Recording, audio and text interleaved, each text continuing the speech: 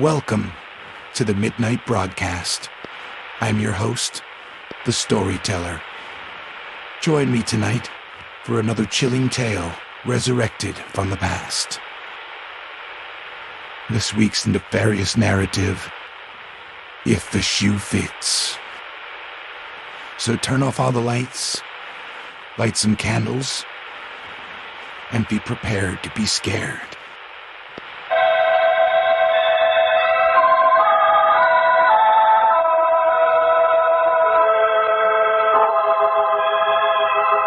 It is early Sunday morning in the home of Mr. and Mrs. Destos. Mr. Destos is dressing hurriedly while his wife prepares breakfast. Suddenly he calls to her. Helena! Helena! Gregory, please do not call like that. Come here to the kitchen. Helena, I cannot find my charm. Did you see it? How many times will I tell you, Gregory? On Sunday morning, people want to sleep a little. They do not want to hear other people screaming. But don't you hear? I have lost my lucky piece, Helena. Oh, you mean the little coin that you brought to America from Greece? Yes. Here are your eggs. Yes, but where is it? Oh, I have not seen it. Perhaps you lost it. No, I must find it. It has brought me all the good luck we have had here, and I can never replace it. It's the only one of its kind. Well, you should not have been so careless. That is the remark of a fool. Never mind with you, I'll find it myself. Gregory, it is the first time since we were married 3 years ago. You speak to me like that. Oh, well, forgive me, Helena. I did not mean that. It is just that the little coin means so much to me. And I'm in such a hurry, I don't know what I am saying. Are you going to the shop again this Sunday? Yeah, I must. There is so much to be done. I am making more shoes now than ever before, and it is important that I build up our little business and put away some money in case of need. You will need it for doctor bills, Gregory, if you work like this. Day and night and Sundays as well. A man must have his rest. You know how we say, Helena. Never cross your luck. I am now getting the finest clientele in this city. They cannot wait for the shoes. The orders must be filled, and I work alone. What good is all the money if I never see you? Well, that question you will have to ask Mr. Bollitt. Mr. Bollitt? You mean... Yes, Helena. I mean the richest, most important man in the city. I told you already I was working for his assistant, Mr. McIntyre. Mr. McIntyre, I have found out, is not Mr. Bollitt's assistant, but his bodyguard. So what is the difference?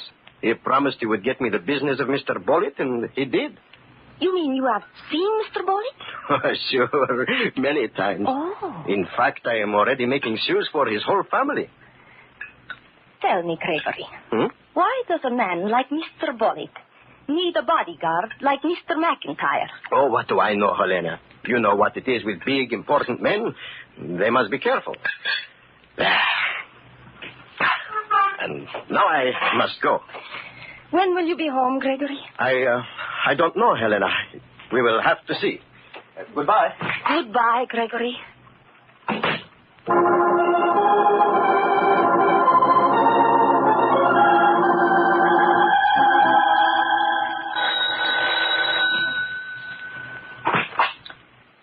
Mr. Destos live here? Yes. Is he home?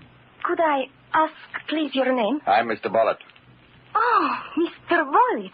Oh, come in, please. Come in, McIntyre. Right. Where's your husband, Mrs. Destos? He is not home. You're lying. I do not lie. Just a minute, McIntyre. Where is your husband, Mrs. Destos? I do not know. I tell you, she's covering up, boss. Let me go through the house. Just a minute. Mrs. Destos, do you recognize this coin? Oh, it is my husband's good luck piece. But where did you get it? Told you it belonged to him, boss. That's all I want to hear. You know what to do, McIntyre.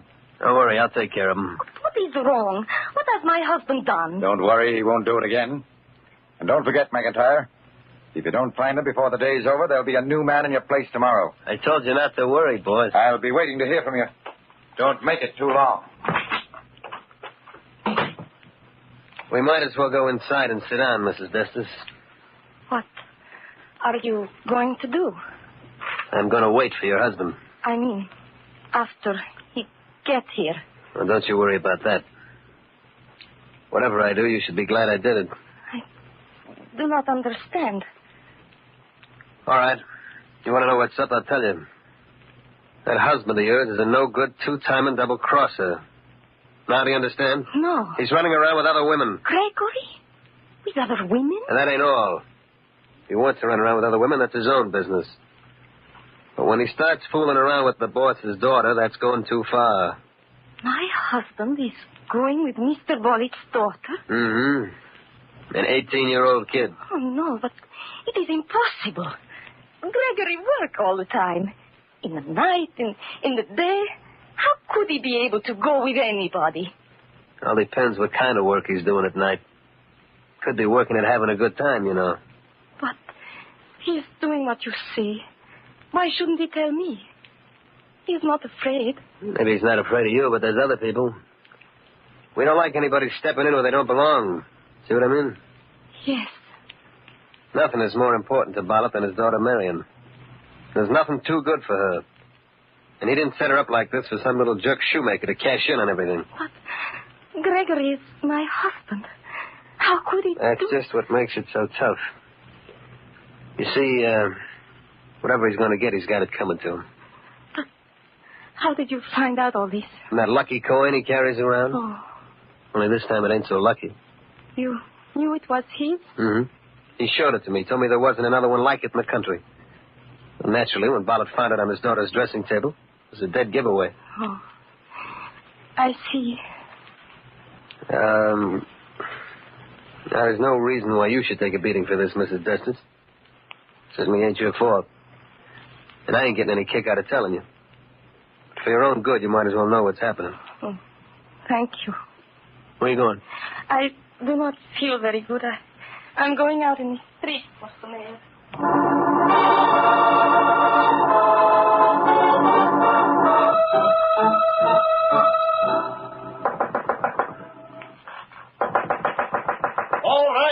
All right, I am coming.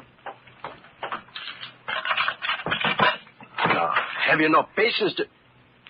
Helena, is something wrong? Close the door. Yes, but you...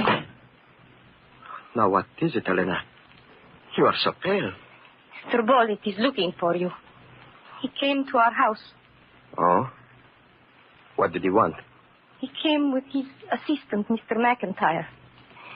They have found out that you are going out with Mr. Bollitt's daughter. Me? I am going out with... Please, Gregory. There is no need to try and hide it from me any longer. I know. Oh, you are fooling. First, I thought they were fooling. Then they showed me the lucky coin you had lost. Mr. Bollitt's daughter had it. Oh, what you are saying, Helena, is so strange. It does not matter. I have come to warn you. Beyond that, I have no further duty. You had better not come home.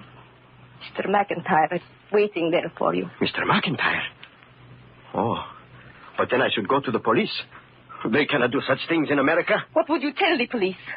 Do you think they would like to hear our married man is going with a single girl? Helena, you do not believe that, do you? Mr. Bollitt is not so much a fool as I. I thought you were working. But, Helena, no, there is nothing for me outside of my work. And you... I swear, Helena, I have never even seen the girl. I do not even know what she looks like. Only this morning you told me you were making shoes for all of Mr. Bollitt's family. Yes, that is true. But for the daughter, I have been getting the measurements from an old pair of shoes. Oh. Sure, that is why Mr. Bollitt has been so pleased with my work. He says there is nobody but me who makes custom shoes to fit so perfect by just looking at an old pair. Oh, perhaps it is true. Would you believe them before me, Helena? I do not know. It is something we do not see that is behind this. But that does not matter now. It matters only that you believe me. Oh, we have gone through so much together, Helena. How could you think that I would do such a thing to you? But there is the coin. How did the girl happen to have it? That is what I must find out. And I must get it back. No, Gregory. You cannot do that. You must forget about it. But why? It is mine and it has brought me luck. No, No, you have not seen the face of Mr. McIntyre. I have seen that kind of face before. I know what he has in his mind. It is not good. But what am I to do, Helena? I cannot go away and leave you. You must, Gregory. You cannot even come home. You must leave right away. Then, when you find a place, you will write to me. And I will follow. How do I know what they will do to you if I leave? Oh, I will be all right. Then, if you say so, I will go, Helena. Listen, here is all the money I have with me. You will go right from here to the railroad station. I did not think that here in America we would have to... Goodbye, my Helena. Oh, hurry. There is not much. Mr. McIntyre. Do not say anything. Just going out for a little walk, huh, Mrs. Destus? Led me right to him. What do you want, Mr. McIntyre? I'll tell you later. Get your hat and coat. No, you cannot take him. No? Maybe this will convince you that I can. You're going to kill him. No, I don't. Helena. Helena, you must not try to do anything. You cannot fight a revolver. Now you're being smart, Destus.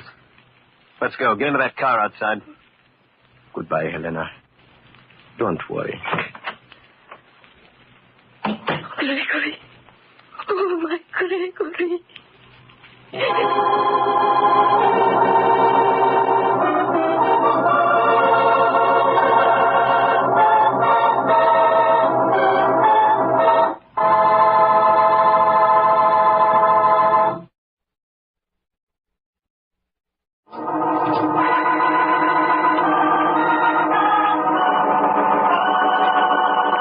Gregory Destos, a custom shoemaker, has become strangely involved with the young daughter of the wealthy and unscrupulous Henry Bollitt. And though Destos has denied any knowledge of the affair to his wife, he is forced at the point of the revolver to go off in the custody of Bollitt's so-called bodyguard, McIntyre, who has been assigned to take care of Destos. Now, after walking the streets aimlessly, thinking of something to do, Mrs. Destos returns home. Gregory, what have you done? How did you get back here? I have done nothing, Helena. Mr. McIntyre brought me here. But why did he do that? I thought... Listen to me. He, too, believes that I have been seeing Mr. Bollitt's daughter. Oh. And as a favor to me, Mr. McIntyre will give us time to leave the city. But we must never come back. I do not understand it. I do not think he likes Mr. Bollitt very much. But even so, why should he let me go? What reason did he give? He said it was because I made him the most perfect shoes he ever wore. So, that is your reward. To go away and never come back. He says that if Mr. Bollitt ever finds out that I am here, it will be the end for all of us. But if Mr. McIntyre is such a good friend, Gregory, why was he the one to tell Mr. Bollitt that you were seeing the daughter? He told Mr. Bollitt? Yes.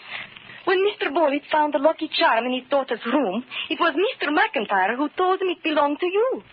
Oh. And I don't understand. Gregory, it is clear that... Who is that? I will answer it. Gregory. There is no use to hide anymore, Helena. It has to be this way. Are you Mr. Destus? Yes? Well, here's part of what you deserve. Oh, why did you hit him? That's only the beginning. Get up from the floor, Destus. Quick. Fred, no, don't. Why not? It's coming to him, isn't it? But that's the wrong man. That isn't the one. Oh, gosh. Oh, here, let me help you up. Has everyone gone mad? Oh, you're Mrs. Destus, aren't you? Yes. I'm Marion Bollitt. Oh, you are Mr. Bollitt's daughter. Yes. And I'm terribly sorry for what Mr. Potter just did. You see, he's a friend of mine, and he was just trying to help me. You see, I thought you were the one who had sent Miss Bollitt that note. No? What note? The one in which you demanded $1,000. I demanded $1,000? Oh, no. You see, my father wants me to go out only with people he approves of. Now, I know he wouldn't approve of Fred, because Freddie isn't rich enough. So we haven't told Dad that we go out together. But what has that got to do with my husband? Well, the other day, I got a letter saying that if I didn't leave $1,000 at a certain place, the writer would tell my father all about me and Fred. And you thought I was the person who wrote that letter? Well, I went to the spot. It was 5 miles outside the city limits, behind the deserted Hamilton house. And I left $200 there, with a note saying that I'd leave more today. Then I drove off at a distance and sat in my car watching. And you saw the men? Yes. Although I couldn't identify him from that distance, I do know that he was much bigger than you. But when he left, I went back to see if he'd found the money. And he had, all right. And while I was looking, I found a Greek coin that he dropped. So I put it in my purse and later left it in my bedroom where Father found it. That was when I first learned it belonged to you. Then why did you come here? Well, I had to. I was going to give you the rest of the money to make sure you didn't talk to my father. But now I know you're not the man. So, it was someone else who took away your lucky coin, Gregory, to make it look like you? Yes. Well, I'd sure like to lay my hands on him. I think I am beginning to see why Mr. McIntyre wants me to go away. Are you talking about my father's assistant? Yes. He wants my husband to leave the city. Your father thinks that Gregory is going out with you. Well, how would he get an idea like that? Mr. McIntyre advised him. Then, do you think that... Why, of course. It's as clear as the nose on your face. But what can we do? Wait, I have an idea. Where did you say you left the $200, Miss Bullitt? Behind the old deserted Hamilton house. You know where that is, don't you? Yes. Yes, it has been empty for many years now, has it not? At least 5 years. But how can that help us? What time is it now? It's 6 o'clock. Uh-huh. It will be light for about 1 hour more. You mean you want to go out there tonight? Miss Bullitt, you said that you were bringing the money to me. Yes, I thought that you were... Would you let me bring the money to the Hamilton house and place it there for you? You want us to go with you? If you will allow me, I would rather go alone. You mean you're going to wait there and see if you can catch him? While it is light, I will wait. If it does not come then, I will go back to my shop, and I will be working there all night. And what do you want us to do? If you do not hear from me tonight, I would like you to take Miss Bullitt to the Hamilton house tomorrow and see if the money is gone. If it is, I would like you to come to my store and tell me the first thing in the morning. All right. Here's the money, and then we'll go along. Good night, and thank you. Good night. Good night. Oh, are you sure you're doing the right thing, Gregory? Yes, Helena. Do you want me to stay here? No. No, I want you to come with me. Oh, what can I do there? You will see. Come, Helena. Come.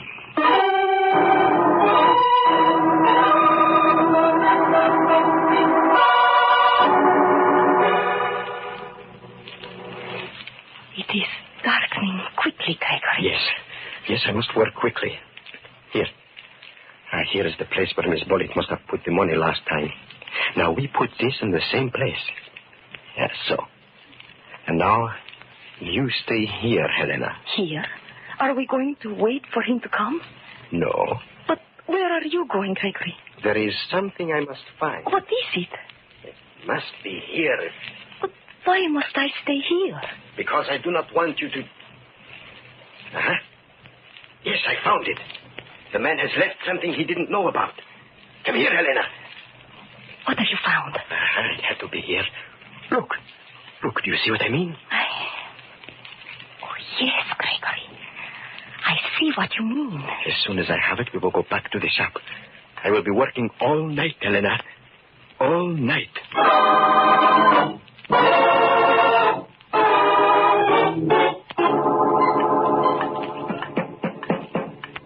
It's 8:30 in the morning, Gregory.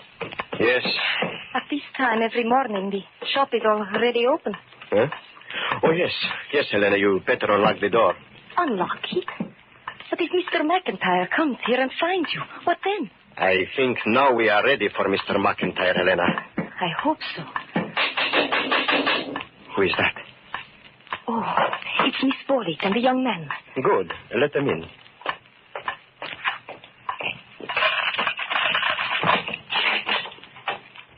It's gone, Mrs. Destus. We looked all over. It was gone. My husband has been working all night. Well, this is a fine time to be fixing shoes, Destus. I am just finishing. But what are we going to do now? Now that we know the rest of the money is gone. I expect that in a few minutes your father will be here. How do you know that? After what has already happened, he must be following you. But you know that we don't want to be seen together. Why didn't you say this before? Because Mr. Bullitt is interested in me, not you. Well, Mary and I think it's best if we get out of here. All right, Freddie. If you think we... All right, Justice. Took me a long time to catch up with you, but I finally did.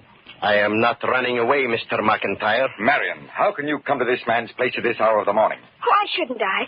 Mr. Destus is trying to help me track down a criminal who's been blackmailing me. Blackmailing you? Yes, and trying to incriminate Mr. Destus at the same time by leaving his possessions where I could find them. You talking about that Greek coin? You mean he didn't give it to you? No, he didn't. I found it. Wait a minute. You mean somebody's been blackmailing you and trying to throw the blame on Destus? Yes, Mr. Bullitt.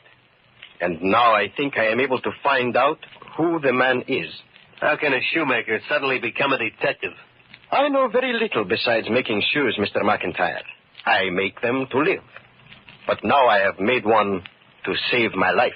What are you talking about? I went to the place where your daughter left the blackmail money. There I found something that the man did not know about. 2 footprints. One hers, one somebody else. I have made shoes in many different ways. But until today, never from a footprint. You mean the shoe you've been working on all night is measured from that footprint? Measured so carefully, Miss Bullitt, that it could not be worn by anybody else. You see, the print had a special high arch, and the pressure was greatest on the left side of the heel. Because of this, the toes on the right side were longer than average. Well, suppose you're right. Who are you going to try the shoe on? I would like to start with the men here. If it is all right, I would like to see if it fits Mr. McIntyre. That's the screwiest thing I ever heard of. Take your shoe off, McIntyre. Go ahead, Destus. Thank you. Let me have the shoe, Helena. Oh, here. And the shoehorn? No. No, that will not be needed. Press, Mr. McIntyre. I'm pressing. It just won't go, that's all. Uh-huh. Will you remove your shoe, Mr. Potter? Do you mean that Fred... Oh, why, that's preposterous. Let him have his fun, Marion. There. Press, Mr. Potter. I am pressing, but it doesn't go. Of course, it's silly to suspect that... One moment. Mr. Potter, will you uncurl your toes? So. And now, the shoe fits.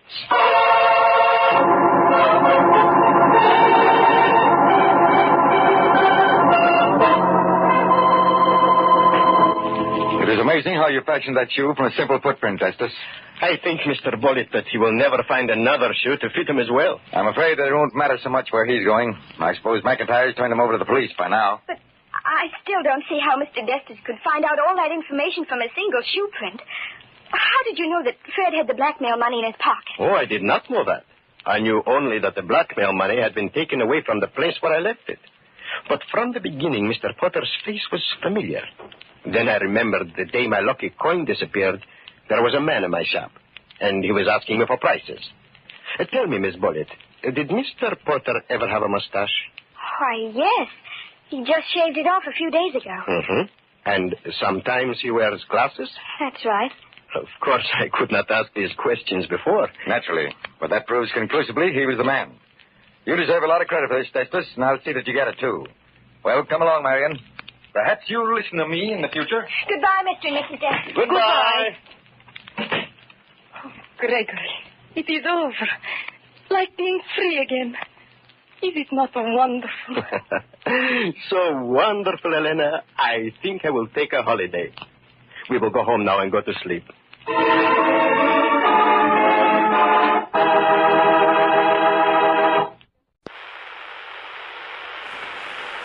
I hope you've enjoyed tonight's tale. Tune in again next week for another chilling classic tale on the Midnight Broadcast.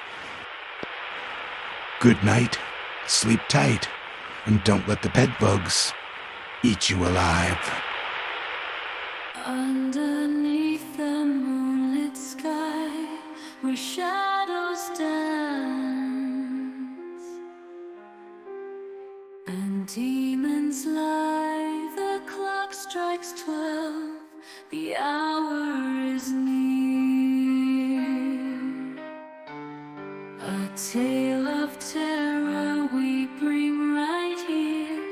Nightmares arise as the radio crackles into the abyss, where darkness battles with each chilling tale, a shiver in your spine.